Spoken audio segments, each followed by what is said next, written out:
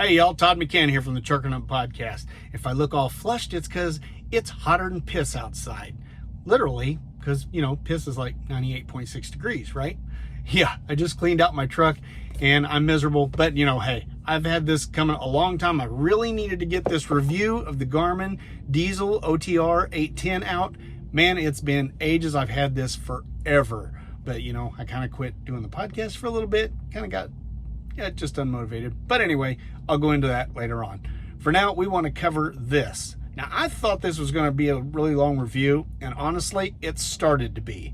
But what happened is I realized that I was just repeating myself, and that's because I did a review of the Garmin OTR dēzl 1000. That's back in the day when, back when that model was brand new. That's the 10-inch model. This is the 8-inch version. I don't have the prices. I didn't do my research. I think it's pretty accurate, pretty similar, honestly.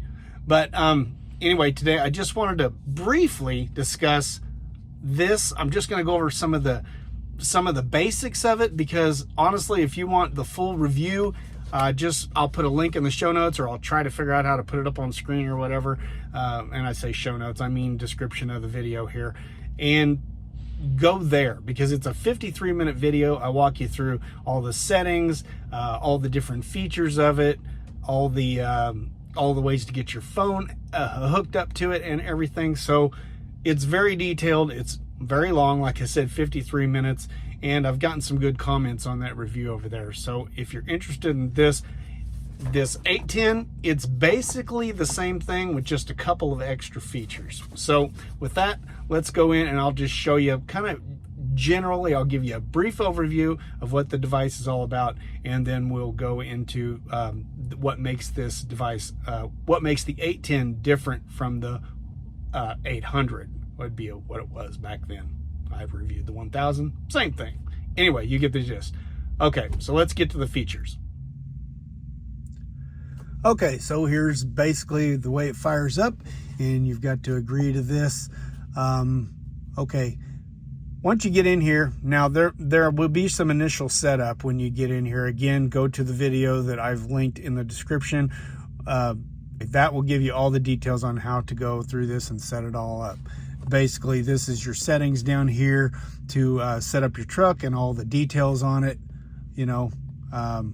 all your weights and widths and all that stuff. You can also switch it to a car, as you can see up here. So once you're in there,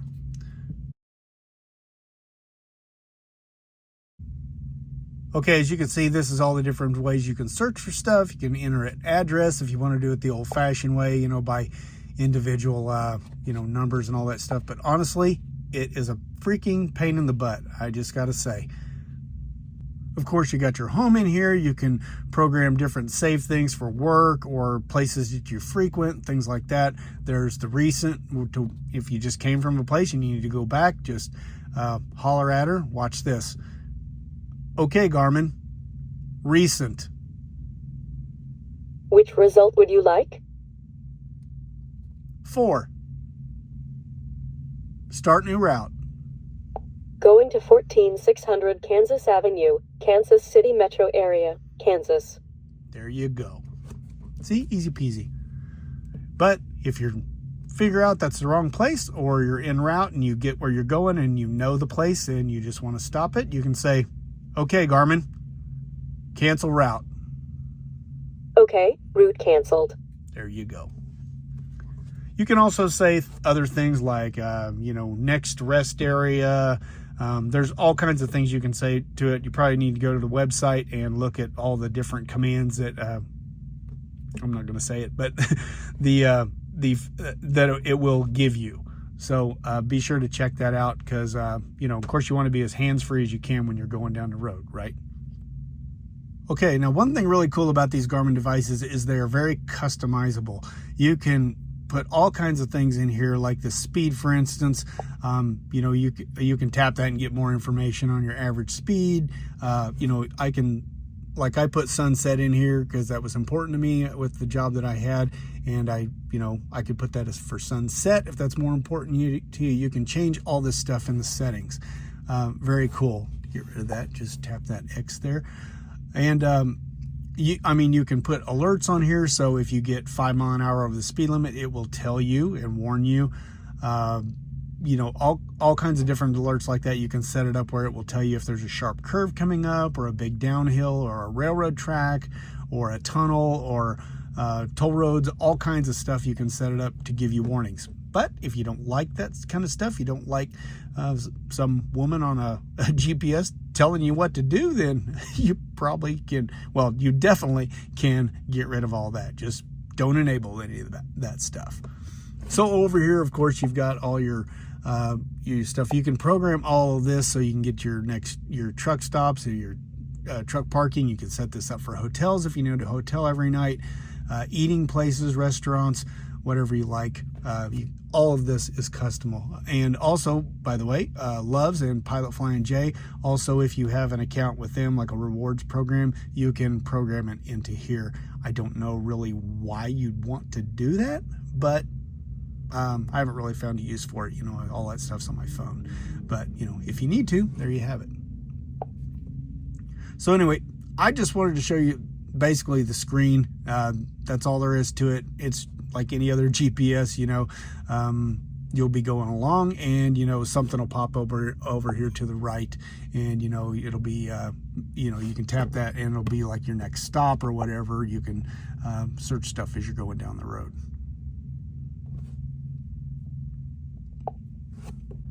So anyway, that is how the main map screen works. Again, this device will handle all your audio. It'll do live weather, live traffic. If it's hooked to your phone, make sure you hook it up to your phone. Again, there's details on that, how to do that in the other review that I did, or you can just search for it right there on Garmin's website. It'll show you how to hook it up. It's super easy to do. But you can handle your music on here. You can add a little USB. Not a little USB, what do they call it? The little SD cards, to add more storage to it if you want to do that. Personally, I found that I want certain things to be on, for the GPS to handle, and certain things for my phone to handle, and sometimes I don't want them mixing. So one thing I will show you, because it is very important, is the settings here. Once you have your Bluetooth hooked up and your phone and everything, if you go into Bluetooth settings and tap on your phone, you can definitely, I want these live services because I want the traffic and weather, but I do not want this thing handling my phone calls because it will interrupt them every single time. This tormented me for the longest time when I reviewed the 1000, and finally, I called Garmin and they said, "Oh, just turn it off." And I thought, all this time I've been, torturing myself. But there is the way to do it. Turn this phone calls off if you just want your, headset to handle the phone calls. If not, like I said, this will intercept it and you'll be talking to this device to talk on the phone, and that's not ideal, of course. So there's where that setting is. Took me a while to find it. Should have been obvious, but it wasn't. So anyway, let me just show you in here all of these settings, man. Like I said, you can display so many different things on here. Set up your Wi-Fi. Here's where all the alerts and assistance is. All the different stuff about your battery and display. I mean, there is so many settings in here. You're just going to need to go in here and play around to get this thing customizable to your liking. So anyway, that's about it. Really all I wanted to cover on this. Let me show you, they say there's a couple new features. One is the bird's eye view, bird's eye satellite view, and the other is something about trip planning. But honestly, I only got that to work once. I pulled up a route and it gave me the option to, I could adjust this slider along here, and it said something like, would you like to stop 45 minutes before your last stop, or an hour before your last stop? And then you do a search and it'll show you all the places that are close to that 45-minute or hour mark or something. And honestly, actually, I think that it shows you everything up to that point, which honestly, I just couldn't think of a scenario where I'd actually want to do that. I mean, if you can, leave a comment down in the comments down there on the video. Maybe you can think of some reason why somebody might want to do that, but I am never going to want to do that.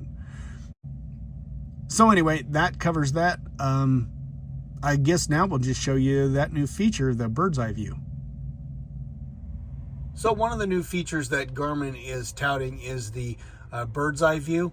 This is what it looks like. When you get a few miles out from where you're going, this screen up here on the right will pop out, plan arrival, and it will show you where the gate is. It'll show you a satellite image of that. Now, I know most of us probably already do this on our Google Maps, and you know, if you're curious about, if you've never been to the place before and you're curious about the way it looks, where you enter the gate and stuff like that, that actually is a little bit of a better feature because you can zoom in and out on it, and as far as I can tell, when you touch this screen right here, it just disappears.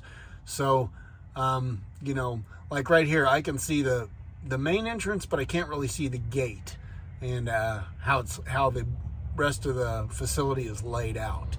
So I wish they had that on this device, but anyway, it is a cool feature to have, you know, because you don't actually have to pull up Google Maps separately. It is all right here on the GPS. One thing that I do know for sure is this will not work if you do not have the GPS connected to the Garmin dēzl app on your phone. It gets the satellite images from there, and it also gets traffic from there. So if you want those two features to work, you're going to have to hook it up to your phone. Okay, to sum up, again, this is the Garmin dēzl OTR810. They also have a 5-inch version, which is called the 510, and a 10-inch version, which is called the 1010, I believe. They might have another size. I'm not sure on that. Should have done my research a little bit better, but honestly, this review has been needed so long that I'm just trying to kick it out. This device is not even new anymore. So here's what I have basically to say about it. It's a solid device. The hardware is great.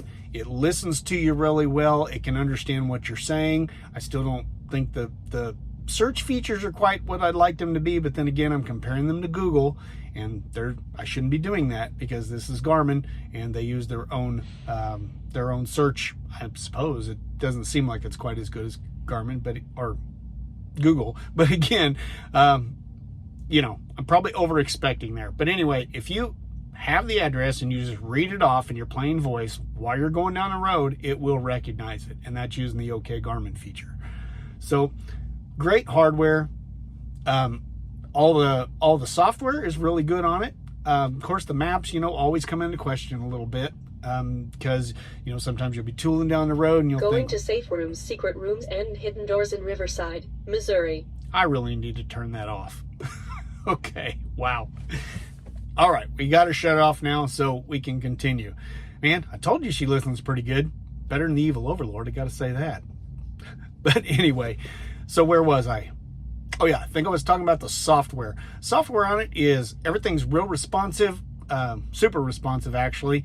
The GPS software, as with any GPS, you're going to have hits and misses here and there. In general, it's pretty good. Also, I would like to say that on GPS models, a lot of times what I've discovered is if it's taking you on a route that you don't think you should probably be going, check yourself. Because, I mean, just for instance, I was normally hopping on the interstate at this one place in Kentucky that I went a lot, and just used to doing it. Well, the GPS was trying to send me on down the U.S. highway, right, you know, that ran parallel with it. And I thought, what's up with that? So I got on the interstate anyway. It did correct itself and, you know, change its routing, so that's good.